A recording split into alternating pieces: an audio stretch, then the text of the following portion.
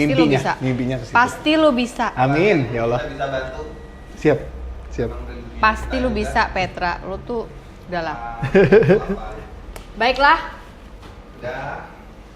Yesus yuk. Tadi udah. Udah ya. Kamera 1 roll, kamera 2 roll, 3 roll. Kita berjumpa lagi dalam Sophie Navi Talks, You Are Loved. Hari ini saya punya seorang tamu yang mungkin teman-teman memperhatikan, tambah kesini tambah muda tamunya. Ya betul, itu dalam rangka saya berusaha untuk memahami dunia ini di zaman sekarang. Kenapa Bapak produser ngambil buku itu? Saya suruh promosi. Enggak, supaya saya nggak lupa nanti. Oh ya, oke. Hari ini ada Petra Joshua Sihombing. Bener pakai Joshua ya? Iya. Sebenarnya nggak terlalu dipakai Joshua itu apa-apa. Gue nama aja, KTP aja, gue nama aja. KTP. Oh, oke. Jadi tapi lo orang yang terdiri dari 2 nama lalu marga gitu ya? Iya. Jadi iya. you have a middle name juga? Iya. Nama paspor akhirnya, Petra Joshua. Oh, karena nggak tahu ya lo perhatiin apa enggak, adik gue Lea waktu dulu pertama kali ngeluarin album tuh salah satu lirik lagunya itu yang jangan kau katakan cinta bila rasa belum ada, kau bilang rindu pada diriku, kau bahkan tak tahu nama tengahku. Oh, oke, gitu. oke. Jadi buat gue kayak nama tengah itu penarik buat Iya, gue iya, kalau iya. orang punya nama tengah. Apalagi di Indonesia, kadang-kadang orang ada yang cuma namanya satu. Iya. Tuh, Aku ada dapet sahabat tuh. juga namanya satu. Iya kan, begitu mau ke luar negeri, Bingung. surname Iya, sir iya. gitu kan, suka nggak boleh. Dia akhirnya bikin sendiri namanya. Dia bikin sendiri. Petra, selamat datang di Sophie Navi Talks dan terima kasih udah mau datang. Terima kasih sudah diajak. Gue deg-degan gitu tadinya pas mau undang lo karena gue yang kayak aduh kayaknya Petra sibuk deh karena dia produksi terus. Sekarang sebagai dari dulu sebagai musisi sih, tapi musisi yang produser kayaknya lo tambah wow gitu ya, tambah hari-hari lu adalah dipenuhi dengan produksi dan produksi dan produksi. Jadinya ya. Gitu. Akhirnya ya sebenarnya dari dulu tuh aku sukanya produksi musik. Lu tahu itu dari umur berapa? Dari wah jauh banget. Mungkin aku umur 17 tahun sih. Dan sebelumnya aku umur 12 tahun tuh udah kerja di studio. Jadi zaman Maksud bokap lu kerja masih nemenin bokap? Enggak, jadi bokap tuh punya studio. Ya.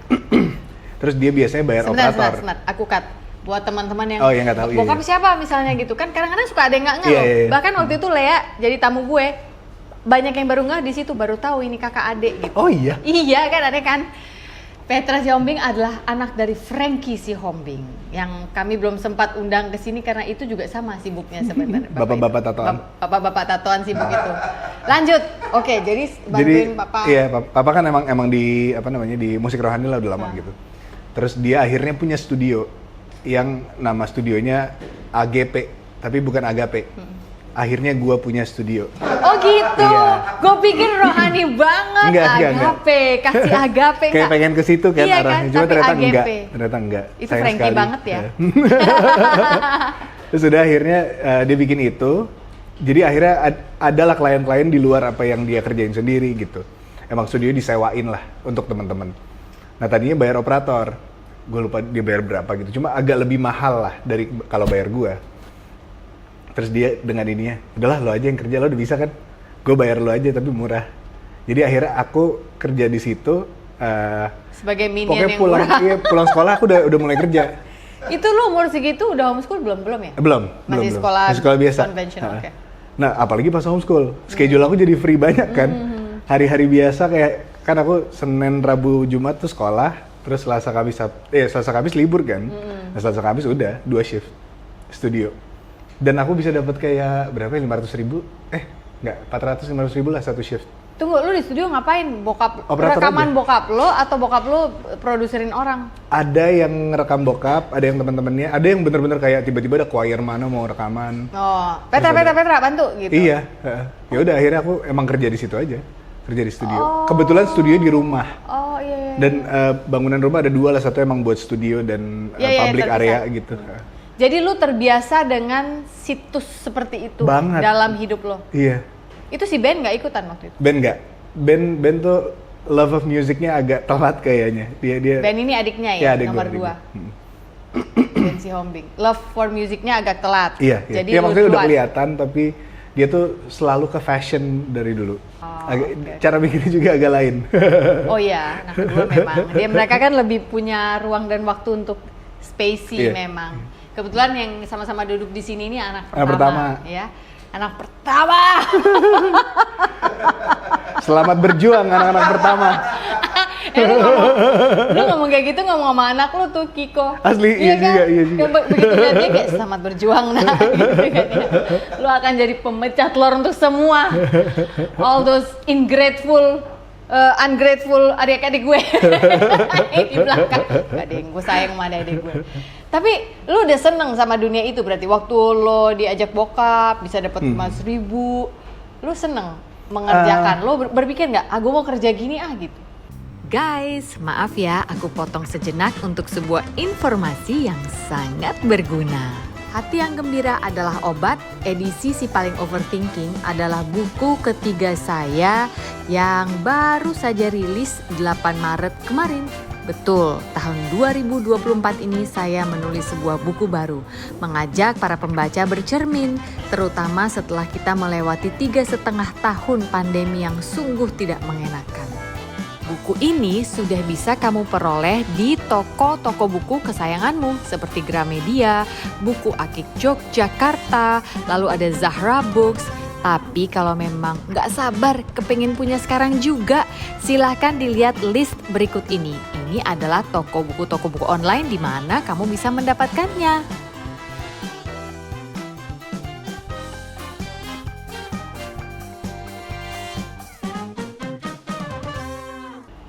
Dari dulu gue selalu seneng bikin sesuatu dari nggak ada. Menjadi ada. Iya, kayak dikasih kanvas kosong tuh seneng. Gambar tapi nggak suka. Oke. Jadi disuruh nulis tuh nggak suka, maksudnya semua yang involving penulisan. Terus pas Senengnya dikasih, pencet-pencet. pas dikasih komputer tuh kayak, oh ini kanvas gua. Gue ngerasanya ini kayak, gue bisa actually bikin sesuatu dari nggak ada, gue main sesuatu, gue rekam jadi sesuatu yang bisa gue kenang, dan itu enak banget. Itu lu milenial kan ya secara umur. Kelakuan lu tapi Gen Z ya, pengen pencet-pencet. Iya. Kan? Gue Lu tuh pas ngerasain banget makanya gue punya album judulnya Semenjak Internet. Iya, 2020 tuh ya. Iya, 2020. Gue tuh bikin itu juga karena gue ngerasain sebelum ada internet sebentar, terus pas gue udah mulai gede ada internet. Lo Jadi gue merasa ngerasain dua-duanya. Oke. Kita mundur dulu sedikit. Kita benar. Kita mundur dulu sedikit sebelum kita bahas yang album yang Semenjak Internet. Iya. Jadi lo udah kenal itu dunia produksi dari lo kecil umur 12, lalu ketika lo homeschool. Kenapa aku tahu dia homeschool karena keluarga kami dan Petra ini dekat sebenarnya ya. Jadi dia ini bersahabat sama adikku yang paling kecil, Troy. Nah, jadi pada saat Troy itu itu vokalis bandku dulu. waktu di mana? Waktu sekolah, kita punya band metal-metalan gitu. Masa sih? Iya. Ada bandnya Nggak juga pernah ya? manggung. Oh, tapi main doang. Rekaman aja. Oh, keren dong. Orang Cuma nggak pernah dirilis. Kenapa? Nggak tahu ya. Itu Waktu waktu nggak umur pernah. itu kan, waktu Iya, umur sebelum 17 tahun masih waktu SMP, adek SMA. gue suka ke rumah lo Iya, dan sering ikut main di minta rumah. makan. Iya, ya 2 kan? minggu. Makasih ya Bang Franky. Makasih Bang Franky, adikku udah ditampung, suka dikasih makan, tapi ternyata di rumah lo juga biasa ya nampung Biasa orang banget, ya. iya, Karena rame. Bobby Febian pernah kita jadiin tamu juga di sini dan dia bilang dia pernah nginep di rumah lo. Oh iya. Iya dulu. Dan dia bilang ke orang tuanya, aku mau ikut artis dari Jakarta, terus nggak taunya nyampe sana, gue disuruh tidur di lantai. Soalnya banyak. Soalnya nggak muat. Soalnya banyak yang ditampung Bang Franky yang lain. Oke, jadi lu udah seneng sama dunia produksi itu, fine. Oke, itu kita keep. Tapi umur berapa lo merasa bahwa gue mau jadi musisi? Terus tiba-tiba kita tahu lo sebagai Petra, the sweet, handsome, talented young man yang nyanyi di mall ke mall. Gue inget tuh dulu lu ada di bawah manajemennya SMN ya kalau nggak salah. Itu kapan tuh? Siapa yang menemukan lo terus mengeluarkan lo dari studio bapak lo? Oke, ayo sekarang lo main musik gitu. Kan tadinya di bawah bokap dong. Iya. Jadi setelah gue menemukan produksi itu seru, kan harus ada yang diproduksi ya. Terus gue kayak, lagu apa yang gue suka ya? Maksudnya nggak semua lagu yang gue rekam sebagai engineer di saat itu gue suka. Jadi akhirnya gue nyari apa gue bikin sendiri aja ya. Coba deh bikin sendiri. Akhirnya bikin lagu. Nah sebenarnya bikin lagu itu yang menemukan gue ke nyanyi, ke performance, ke panggung gitu. Dan di umur 17 tahun akhirnya jadi satu album yang emang udah gue tulis dari umur kayak sekitar umur 14-an gitu. Udah mulai nulis, mulai rekaman, terus dibantuin sama teman-temannya bokap juga untuk kayak take bass, take drum gitu. Sampai akhirnya jadi album. Nah pas jadi album ini, journey-nya baru dimulai sebenarnya. Itu umur berapa ya berarti? 17. Oke, 17 ya. Oke. Berarti lu masih sekolah ya? Apa Masih udah sekolah, kelar? masih sekolah. Oke. Nah itu agak-agak barengan lah timeline-nya sama kayak gue mau cabut sekolah, mau langsung kuliah, bla bla bla gitu. Nah tapi akhirnya itu sih, karena gue suka banget ternyata nulis. Tapi nyanyi belum segitunya. Nah nyanyi itu gue baru suka nanti lagi, jauh, agak jauh. Oh, jadi belum suka nyanyi? Belum, sebenarnya belum. Pokoknya lo mau bikin sesuatu dari nggak ada harus sampai jadi musik Iya, gitu kan? Yang ngisinya siapa dong kalau lo nggak suka nyanyi? Nah akhirnya nyanyi sendiri. Makanya itunya growing lah, itunya seiring berjalannya waktu mulai dapat panggung, mulai Iya, siapa yang pertama kali menemukan lo untuk dapat panggung itu? Oke. Sebenarnya Hits Record yang pertama. Si SMN itu iya, kan? barengan sama SMN karena mereka sister How company. did you get to know them? Kan lo ada di studio bokap lo. Iya, dan bokap juga sebenarnya nggak punya koneksi ke dunia Sekuler. Kalau sebutannya bokap kan orang rohani ya. Iya. Nah, jadi akhirnya kita ngirim demo ke label-label. Itu kita, proses. Who is kita? Gue dan bokap. Okay. Oh, jadi bokap terlibat? Iya, Okay. dia bantuin kayak, ya karena gue masih umur 16-17 gitu, terus kayak gimana ya cara ngirim demo ke label, dan dia akhirnya telepon beberapa orang, terus dapatlah kontaknya beberapa orang untuk kita ngirim demo.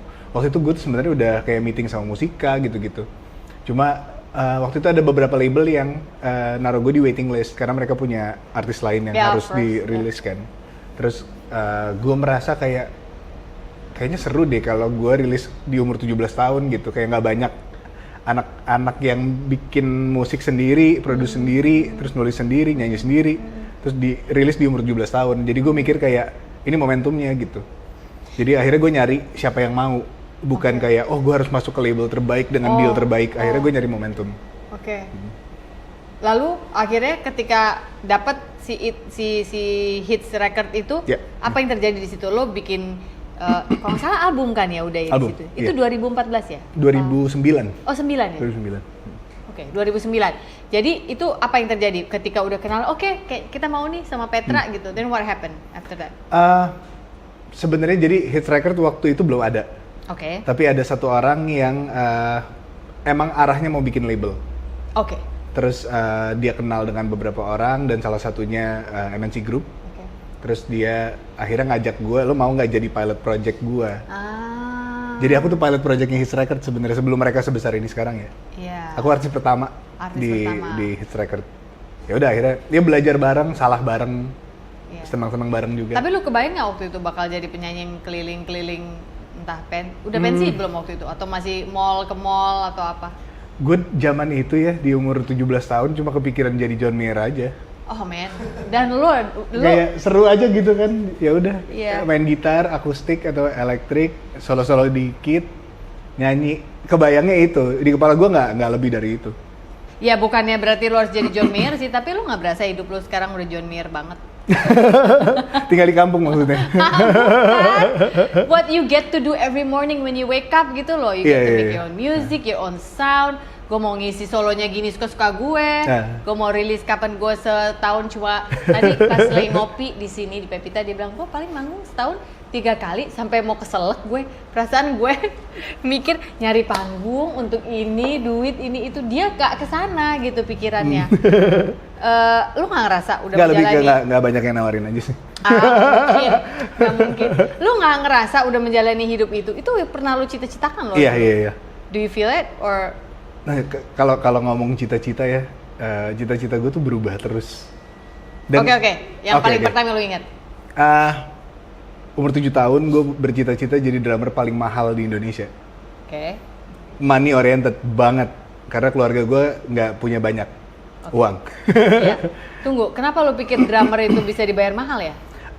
Gue melihat beberapa contoh lah. Melihat beberapa contoh di luar juga gitu yang kayak, oh kayaknya bisa nih. Kalau ngelihat dari drum kitnya sama rumahnya, oh kayaknya dia oke. Kalau lo lihat Vini Kolayuta sih mungkin ya, nggak mau kalau di Indonesia lihatnya. Iya, mimpi jauh aja. Oke. Mimpi bodoh anak umur 7 tahun lah. Oke. Terus? Pokoknya ya 7 tahun tuh gue baru mulai kayak, wah ini ternyata seru banget ya main drum gitu. Dan gue nggak tahu kenapa anak umur 7 tahun pengen punya mimpi jadi drummer termahal, aneh banget. Enggak lah. Udah. Oke, terus. Akhirnya kejadian di umur 17, ya gue jadi penyanyi. Tapi bayarannya lebih mahal daripada drummer termahal di Indonesia. Oh, nice. Jadi selalu kayak gue pengennya ini, dikasihnya ini. Gue pengennya ini, dikasih. Cuma emang prosesnya super panjang. Berarti yang lo nggak sadar waktu cita-cita lo mau jadi drummer terkenal dan termahal itu adalah kan cuannya dong. Ya kan itu berarti yang ditangkap, Mungkin ya, yang didengar. mungkin ya. Lo pengen Mungkin gue punya harus duit evaluasi lebih. ulang deh hidup gue. Ini gue jadi mikir.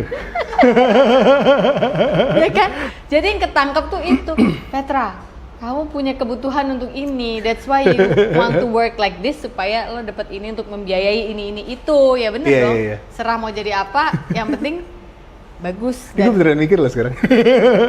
Iya kan? Nah cuma mungkin otak anak umur 7 tahun kepikirannya cuma drum. Iya. Mungkin belum bisa mikir untuk nyanyi gitu Iya, atau apa. nggak kepikiran sama sekali nggak kepikiran. Tapi lu nggak pernah kepikiran nyanyi karena apa? Lu udah bosen lihat bokap lu nyanyi dari panggung ke panggung. Kan kadang-kadang anak suka gitu kan, lihat orang tua, gue nggak mau sama. Setiap hari gitu ya. Enggak sih, gue musik tuh kayak sesuka itu dan secinta itu emang dari kecil. Jadi berada di lingkungan musik atau kayak melihat orang tua bermain musik itu emang udah kayak wah gila seru banget ya. Bahkan nggak usah di panggungnya, di backstage gitu duduk sama anak-anak kru yang lain gitu. Seseneng itu. Emang kayak ngelihat mereka packing alat apa kayak seru gitu. Oh. Emang suka itunya gitu. Oke. Udah nih selesai, lo masuklah, lo jadi penyanyi kemana-mana itu dan keinginan lo untuk memproduksi sesuatu dari nggak ada jadi nggak ada bisa. Ada sebuah perusahaan rekaman yang juga mau nerima karya lo, lagu-lagu lo. Itu aja udah luar biasa untuk artis banget. pertama kali di umur 17 tahun. Jarang loh, biasanya ada yang kayak gitu. Enggak, kita akan panggilkan Poki Barata, kita panggilkan siapalah Ahmad Dhani, lu nyanyi lagunya mereka misalnya di gitu. grooming dulu. Di grooming. Iya. Lu Gue nggak sempet di grooming. Iya. Lu boleh jadi Petra kan? Iya, sebenarnya lebih gini. Gue dicemplungin, terus karena kita juga cuma berdua, gue dan si orang label ini. Jadi kita nggak tahu juga sebenarnya apa yang kita lakuin. Cuma kebetulan kita di bawah naungan MNC. Itu blessing in disguise lo kata gue. Asli. Iya nggak sih? Sebenarnya kita ruang geraknya cukup besar sih waktu itu. Lu dikasih kanvas gede banget. Balik ke yang tadi lu bilang, gue ngebayangin gue seneng kalau dikasih kanvas kosong. That's your empty canvas. Oh wow, gila lu lu blessed banget ya. Gila, gak kebayang tuh doa mak bapak lu kayak apa waktu Itu doanya kenceng kayaknya ya. Gue yakin, kalau enggak gimana tuh kesempatan-kesempatan itu bisa datang. It's as if lu dikasih di sebuah perusahaan rekaman, tapi yang kayak udah kita lupain aja dia, kita kerjain yang hal lain, tiba-tiba lu tumbuh gitu. Iya. Ya kan, dan jadi. Oke, tapi kan nggak lama ya lu di situ ya? Lumayan, 7 tahun. Oh, 7 tahun ya? Iya. Lama juga ya? Cuma nggak berasa karena gue masuk 17 kan, jadi gue cabut, gue kelar kontrak 24. And you're still young at 24. Iya, masih bisa mulai masih baru. Bisa. Iya. Itu aja another blessing lagi tuh. Lu kayak dikasih pemanasan. Gila orang ini belum baru duduk nih. Gila banyak banget blessing. Terus lu keluar karena kontrak habis, nggak ribut Kontrak habis, nggak ada ribut-ribut. Nggak ada. Waktu keluar lu bingung nggak? Kan biasanya ada yang menaungi, and then suddenly you're on your own. Iya.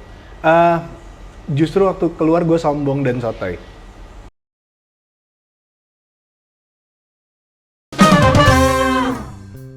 Oke, lalu 2017 tadi ya lu bilang? 2018. Lu bikin lagi album dan lu bilang itu flop. Iya. At that point, lu udah mulai mikir nggak bahwa mungkin gua harus jadi orang kantor aja kali? Jadi gue kayak, coba dulu deh, akhirnya syuting dulu 1 episode. Udah jadi pilotnya, posternya udah jadi. Kagak tayang. Akhirnya nggak tayang. Karena nggak dapet sih libur dua kali seminggu itu. Terus berapa minggu kemudian lagu gue naik 1. Masuk iklan apa gitu, WeChat kalau nggak salah. Terus udah Dari situ mulai manggung sebulan 20 kali. Oke. Jadi apa tuh episode main jadi aktor sejenak itu yang lo rasa apa pembelajaran yang lo dapat dari situ? Pembelajarannya adalah jangan terlalu banyak acting kayaknya kalau buat gue.